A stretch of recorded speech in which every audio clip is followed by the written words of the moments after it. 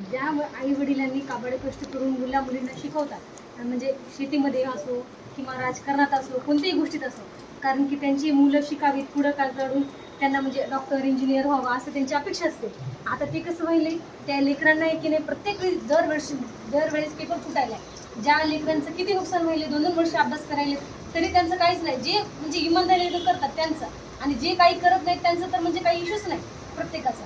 आणि ज्या वडिलांना वाटते की माझं लेकरू म्हणजे शिकून पुढं काही चाललं म्हणजे चांगलं झालं तर ते चांगलं वाटते, आणि त्या आई वडिलांनी शिकलंच नाही तर काही झालं नाही, आणि त्यातल्या त्यात त्यांना त्या प्रोत्साहन व्हायसाठी पुढं गेलं तर त्यांना मार भेटतो. मार कशासाठी भेटतो की त्यांना वाटते की माझं लेकरू हे पुढं जावं, काहीतरी करावं. पण ती समोर गेली की ते पोलीसवाले काय करायले, त्यांना येऊच देण्यात आले की त्यांना लाठीचार्ज करायले, मुलींचे कपडे फाडायले.